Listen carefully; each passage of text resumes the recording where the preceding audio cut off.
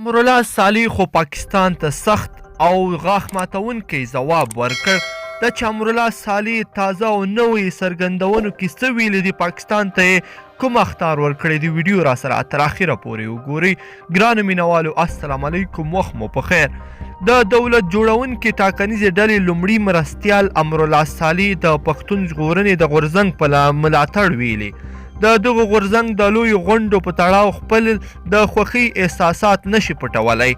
ښاغلي صالح د محسن داوړ د بنو د جلسې په تړاو ټویټ کړی دی او ویلي دي نشي کولی د دغې غونډې په اړه خپل احساسات او مینه پټه کړي.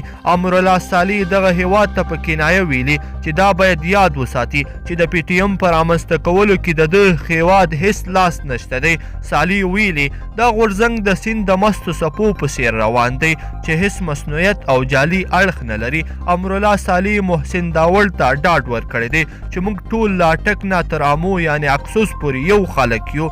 دا په داسې حال کې ده چې تر دې وړاندې افغان ولسمشر محمد اشرف غني هم د پی ټي ایم غږ څو ځله بدرګه کړی دی او دغه غورځنګ ته یې نیک احساسات ډالۍ کړي دي.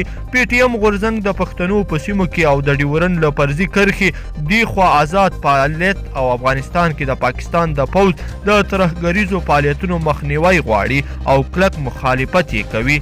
ګرانو مینوالو په دې هیله چې دغه ویډیو به تاسو را سره تر پایه پورې کتلی وي. که چیرې مو خوښه شوې وي نو حتما یې در سره لایک کړئ او نورو ملګرو سره هم شریکه کړئ. مننه.